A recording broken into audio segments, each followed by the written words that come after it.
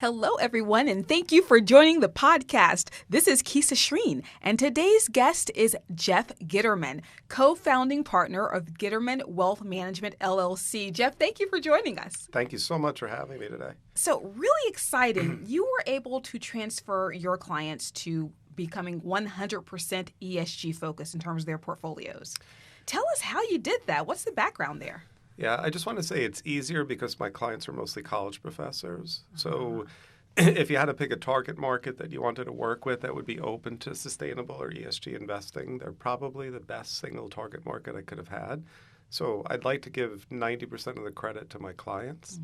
I'll take 10% of the credit, but it was also, we had made a movie called Planetary that was addressing a lot of these issues with Bill McKibben and Paul Hawken, kind of the original sustainable ESG guys, all the way back to the 70s. They've been talking about it, and a group of astronauts. And they educated me through the process of making the movie. And then the movie came out in 2015. And I just realized that if I really cared about these problems, then I had to figure out a way to address it within my practice and not just be talking about it at movie premieres and stuff. So, what was the biggest challenge in terms of moving in that direction?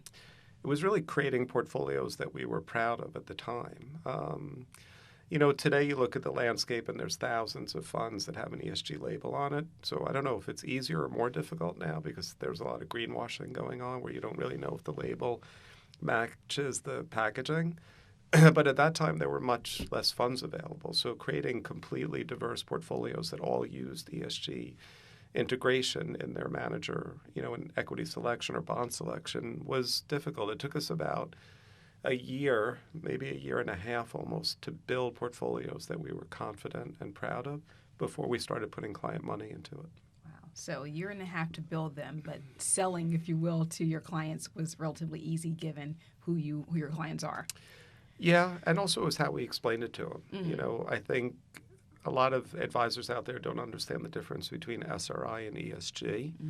And we talk about ESG as being about value and value creation. So really looking for value in companies and using the lens of ESG data to help assess value in more than just the traditional fundamentals and stock metrics and analyst reporting that you used to use. And SRI is more about values. So we were able to explain to our clients that for us, this was about new data that was available on a more consistent basis, and it was about creating long-term sustainable value in companies that we were interested in. And it wasn't about us trying to put our values onto the people. We let them add their values to the equation if they want to and if they're interested in that. But we saw ESG as just the basic fundamental data set that should be incorporated into all portfolio construction. So that's great. Speaking of terminology and really educating the marketplace and your clients on what these terms are, we're hearing a lot more about the geospatial space. And I'd love to know, what is the trend there and where do you see it going? So when you think about climate change, so let's kind of veer off from ESG for a second, because ESG doesn't specifically address climate change. Or the data sets that are currently in ESG. But when you think about climate change, you really could sum it up in two words: floods and droughts. So we're going to see, I'd add heat to that too, but from a physical risk standpoint, floods and droughts affect the investments that we make substantially. And what geospatial analysis allows is for real estate pools or bond pools, you could think of mortgages or municipalities, they look at the landscape of the whole globe and they look at affected low-lying areas to tidal surges, to flood risk. So you don't have to be on the shore to have risk of climate risk. You could be in Houston where we saw severe flooding in the last storms. So the geospatial analysis actually covers the map and allows you to look at your portfolios and see what parts of your portfolios, specifically really in real estate mortgage pools and municipal bond pools, are most at risk to climate change. Wow. So we see a trend that's developing more. Do we see that more people learning about it? Is there still a gap in terms of where we are there? So it's a huge, I hate to say opportunity and climate change in the same sentence, but sometimes you do make money out of scenarios that aren't great. It's a huge opportunity set because right now that data is not priced into the market. So we're right on the precipice. And how do we know we're on the precipice? Because one could argue that. But the data provider companies that do this type of geospatial analysis have been around for a while. But last year, they started to get acquired by companies like Moody's and Fitch and AM Best. So all of a sudden, you need to translate that into what's going to happen in the market. And what you can clearly see by these acquisitions, that these companies are going to start rating their pools, whether it's real estate or bonds, based on the risks that are affecting those pools.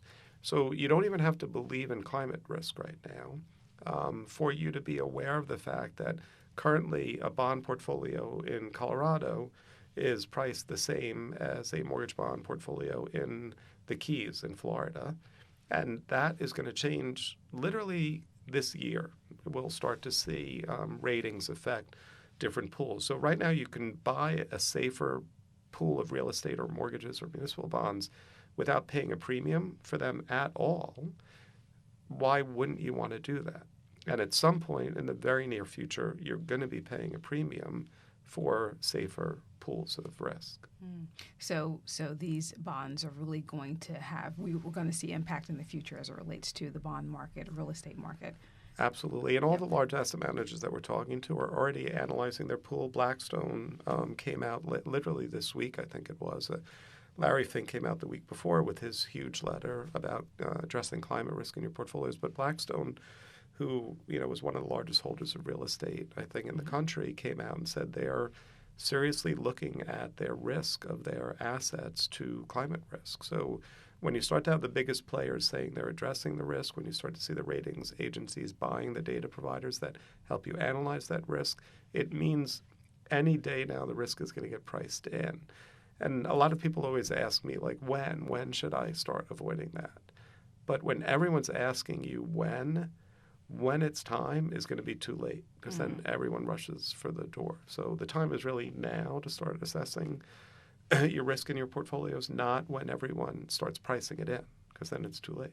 Got it. So, Jeff, what is the big idea? What do you see coming to bear for the markets that will have a great impact in 2020 or beyond that we should really be aware of, that investors may not be aware of at this point? There's two different lenses to look at. In public securities markets, whether it's bonds or equities, we think right now it's about addressing and reducing the risk of physical climate change in your portfolios. For the private side, where you're doing more of your impact investing, where it's intentional and you're trying to affect a specific situation or problem, we think that market is going to explode. We've already seen solar and wind have a huge run. I don't think they're anywhere near being done, but you're going to start seeing battery storage ideas, all of the things that will affect reducing CO2 emissions in the atmosphere. Because of all this pressure from BlackRock and Blackstone and all the ratings agencies, those impact ideas are going to start to get funded in a much bigger way. Really this year we'll start to see huge inroads into the impact space. So it's about looking for opportunities in the private markets and reducing risk in the public markets. Great. So educating clients in the marketplace, really understanding where trends are going in terms of the bond market and how that's going to be impacted, and then really looking at the public sector as well as the private sector to see change that can hopefully benefit us as we look to solve for climate change issues. Yeah, absolutely. We need the money going to the people that are solving for the biggest problems, and we need to stop funding the biggest polluters of the problem. So we have to do it in a twofold manner, but I think the capital markets are waking up. So I have hope. You have to have hope, you can't. So we were talking earlier about some of the issues that you see in areas like Northern California and Southern Florida, where climate change is already there. And I mean, it's in loads of places in the world, but it's clearly having a huge impact. What have you seen in those areas? Well, we're seeing in Northern California reinsurers start to walk away from the space. So the people that own property there have to now buy their insurance from the state, which is typically 3 to 4 times more expensive. If your house is burned down, even if you're getting money from FEMA, it's typically way less than the value of the house right now. And the insurance premiums are too high, so people are walking away. They're taking their FEMA money and leaving their home. And, the interesting thing, I was asked the other day about, odd investment ideas around climate risk, is that mobility becomes the number one feature of protecting yourself against climate risk. I don't know if you remember, but during the fires in California, LeBron James tweeted that he can't find a hotel room. So he could not find a place for his family to stay. And it made big news because once he tweeted it, I think he probably got 1,000 people who said he could stay at their home. But you think about it, so even the wealthiest person in California, or one of the wealthiest people in California, couldn't relocate in a time of great distress. So I said I thought that mobile homes, or those silver streams, those beautiful mobile trailers, would be, as California's situation kept exasperating, or southern Florida and the flooding and storm situation kept exasperating, that people would want to be more mobile. And you'd start to see really more and more people just wanting on their property, especially if you're a very wealthy person in California.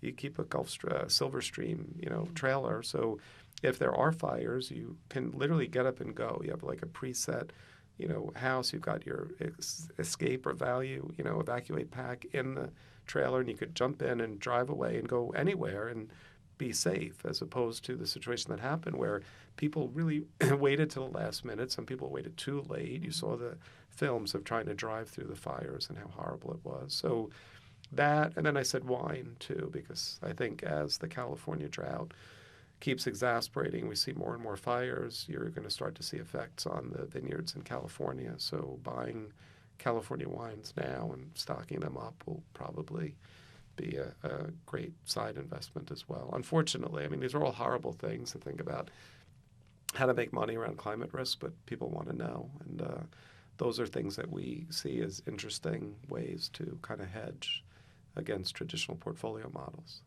And also, I was thinking back historically to Hurricane Katrina. There were a lot of people who were there because they weren't mobile, right, as you said, unfortunately. So it sounds like that's something that, as we see more and more fires and hurricanes and these sorts of disasters, that's something that we all should be aware of. Yeah, and it's unfortunate that people with the least mobility or the poor and disadvantaged are the ones that are most affected by climate change and typically live in areas that are most impacted by climate change. New Orleans has the fastest disappearing landmass on Earth right now. Right in the Delta in New Orleans, they lose a football field of land every 90 seconds. Wow. Yeah, so it's right in our hometown, and yet people are still talking about whether it's real or not. But unfortunately, it's here to stay. Thank you.